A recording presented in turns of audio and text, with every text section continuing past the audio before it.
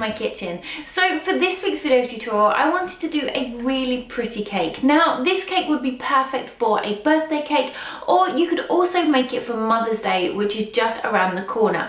So I'm going to show you how to make this buttercream flower bouquet that looks like it's been placed in a hat box, and also show you how to make the board look like it's made of stone.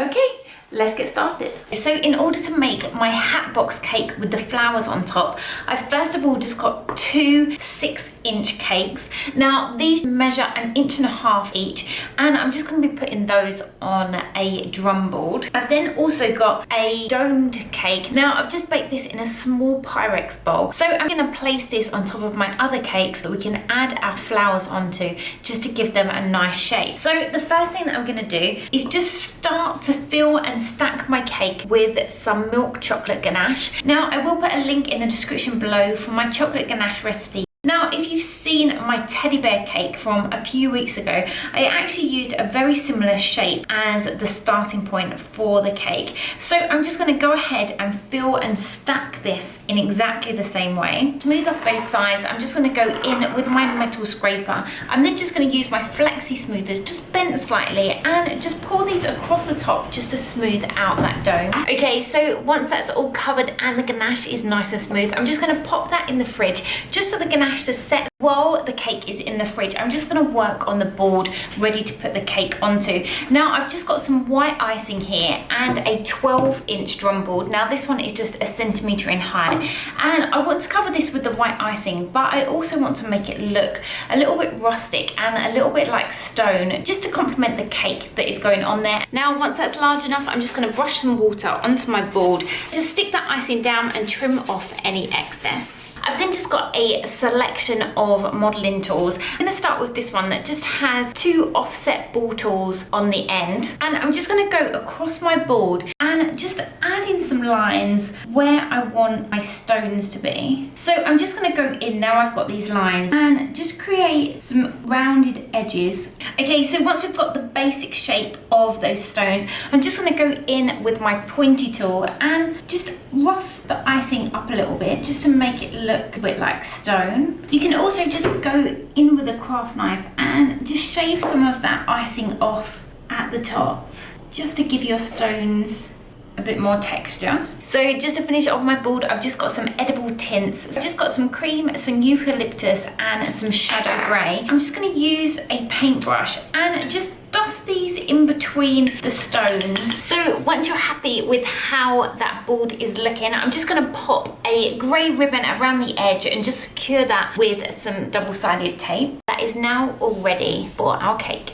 So I've just taken my cake out of the fridge. The next thing I'm going to do is cover this with some fondant. Now I only want to cover the part that's going to look like the hat box. So that's from the bottom up to the point where it starts to dome over. Just measure how high the piece of icing needs to be. Around 12 centimeters in height. So all I'm going to do is roll this out and cut a strip which is long enough to wrap around the cake. I'm just going to trim a line along the bottom and just mark on that icing 12 centimeter height. I'm then just going to use my ruler and just cut that out. I've then just got some water which I've just mixed with some icing sugar, which I'm just going to brush on over the top of that ganache, just to make the icing stick. Just to make it easier for me to lift the icing up and wrap it around the edge of the cake, I've just got a really small rolling pin, and I'm just going to roll that icing around this and then pop the rolling pin onto my board and just start unroll that. Now where the 2 sides meet, I'm just going to cut off any excess. Okay, so this is now ready to add onto our board, just so we can add all the details on before we add the flowers to cover this chocolate dome. Okay, so I've got my board and I just want to offset the cake slightly, just so we've got enough room to add some ribbon that's going to come off of the hat box and also a tag on the front. Okay, so to make it look more like a hat box, all I want to do is add a piece of icing at the bottom in a strip which is just over 1 inch in height. And all I want this to look like is that the hat box is actually sitting in its own lid. So I'm just going to take my rolling pin and just roll out a very thin strip and and just using my ruler as a guide, just because it's around the right height for what we need. I'm just going to use this to trim off my strip of icing. I'm then going to do exactly as I did before and just use my rolling pin just to wind that around. And then bring my cake back in and just add a small amount of water to the bottom. I'm just going to start where that join is on the back and just work that icing around. And again, just trim off the excess. And then just going to run around the edge with my flexi smoother just to make sure it's completely stuck down. So there we have the lid on the hat box. Okay, so for the ribbon, I've just got some grey gum paste or modelling paste just to complement the hat box.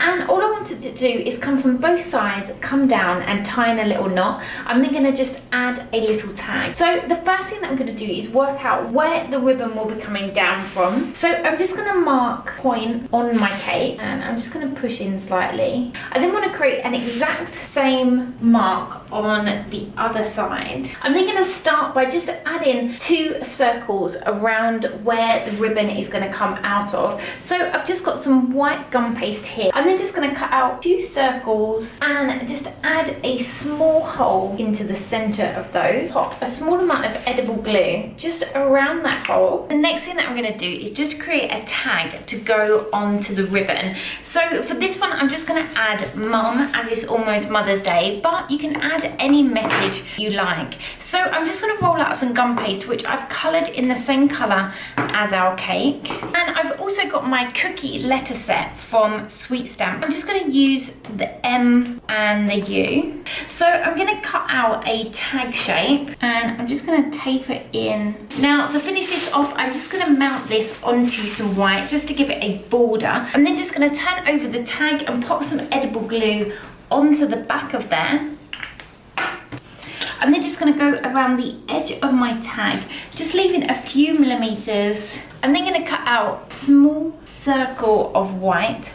I'm then just going to use a very small piping tip with a small hole and just go through all of those pieces of icing. Okay, now once our tag has been made, I'm just going to paint inside the Mum just so it shows up a little bit easier. So just with a very small brush, I'm just going to go in and paint inside those embossed letters. So I've just got the light grey gum paste and I'm just going to roll this out quite thin. So I want my ribbon to look like it's got a slight texture on it. So I'm just going to take my pointy tool and I'm just going to run some lines across that gum paste. I'm just going to use my ruler and cut out 2 pieces that are around 1 centimetre wide. Also going to cut out another length, which is going to make some tails of ribbon after they've been tied in a knot. Okay, so to create a knot from the ribbon, I'm just going to take a really small ball of that grey gum paste and just roll it out. I'm then just going to take the 2 ends and just cross those over each other. I'm then just going to go in with my pointed tool and just add a few lines into that gum paste just to look like that ribbon has been creased over itself when you've tied the knot. So I've just got my lengths of ribbon and I'm just going to pinch those ends together so that we can add it inside the small hole.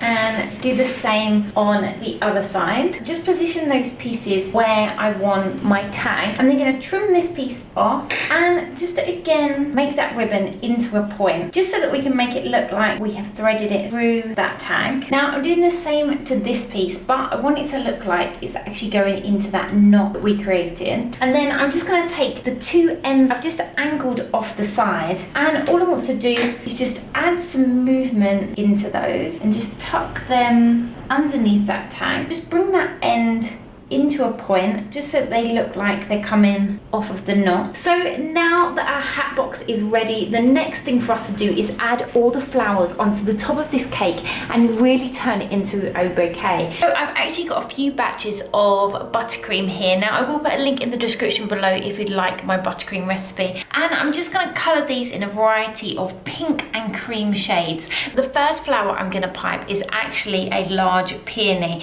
So I've just got the 1 123 piping tip, and this one has just got a teardrop shape that has a curve to it. Now this one curves from the left hand side, and I will be piping the peony towards myself. So if you're left-handed or do find that you pipe the other way, then you will need a piping tip where the curve is on the right hand side. So I'm just going to pop my piping tip in a piping bag and fill that with some buttercream. Okay, so for my closed peony, I've just got my flower needle and I've popped a small amount of double-sided tape on there just so that my parchment paper will stick. Okay, so with my buttercream, I'm just going to create a ball of buttercream in the center of that parchment paper.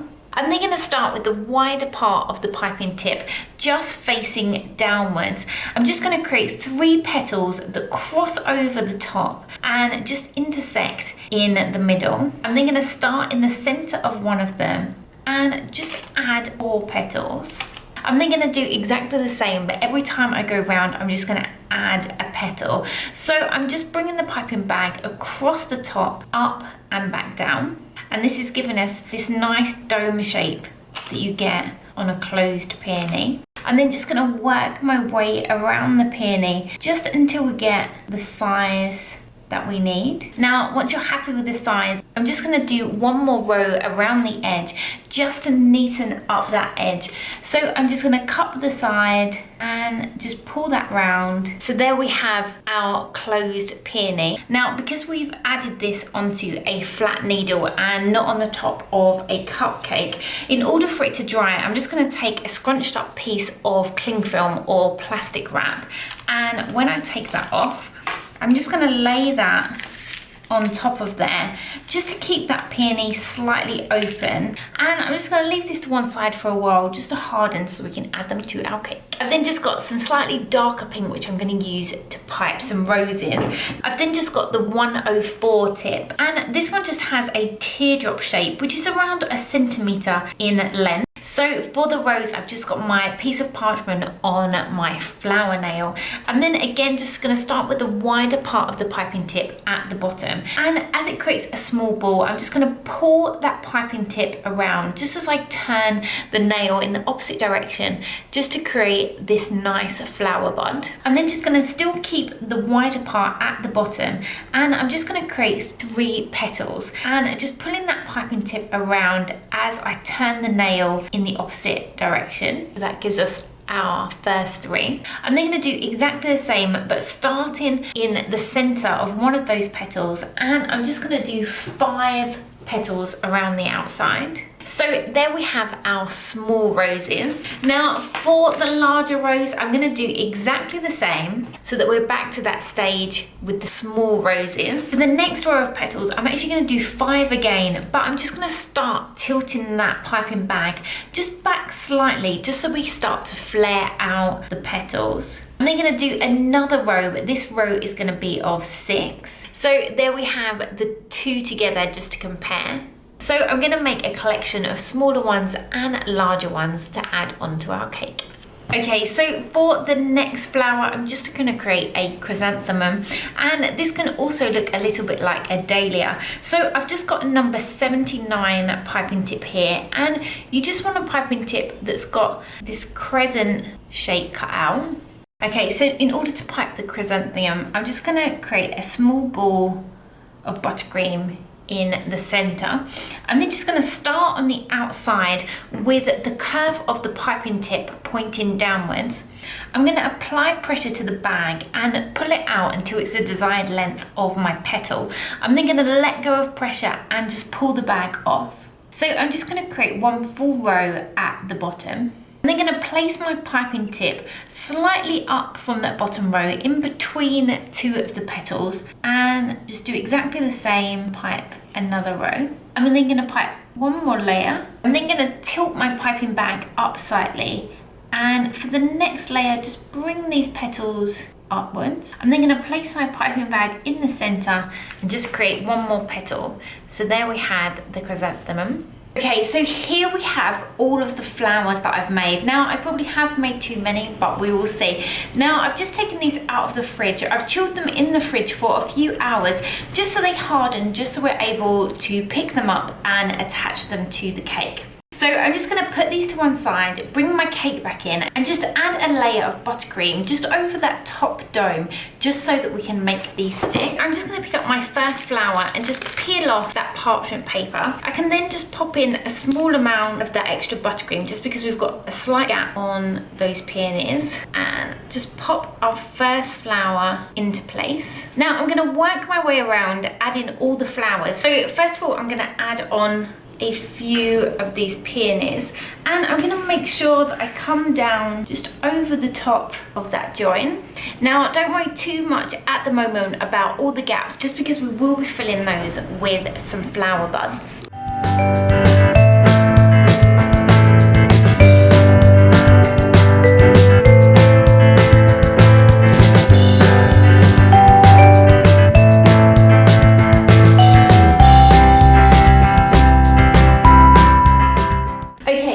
Now we've got all of our flowers in place. All I'm going to do is just take that pink buttercream just to build that up so that we've got a nice base to add some flower buds to. I'm then going to bring in two other piping bags. So I've just got this sage green colour with a number 3 piping tip at the end, so it's just got a circle, and also a cream colour with a number 2 piping tip at the end. So I'm just going to work out where I want them, hold the piping bag to the gap and just push it until I've got a nice pea-sized circle, and I'm going to do a few of those just to fill up those gaps. I'm then going to take the number 2 piping tip and just push the edge of that inside the green ball that we've created. I'm then just going to squeeze until you get this nice flower bud with the green around the outside. So I'm just going to do that, all of those. So I'm just going to go over my whole cake and just fill up any of those gaps.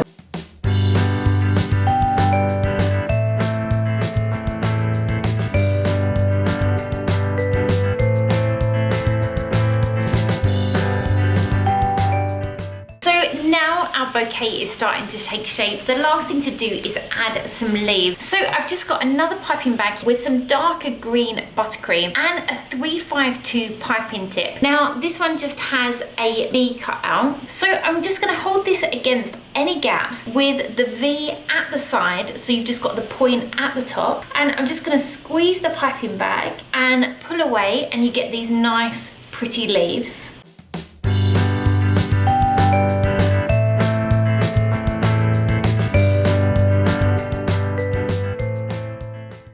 Here we have the finished buttercream flower bouquet that looks like it's been placed into a hat box.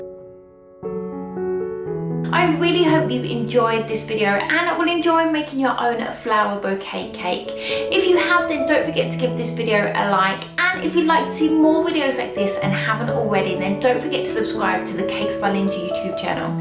You can also hit that notification bell next to the subscribe button, and this will just alert you every time a new video is uploaded. I'll also put a link in the description below to all the tools that I've used in today's video, and also to my social media if you want to follow me there. So until next time, bye!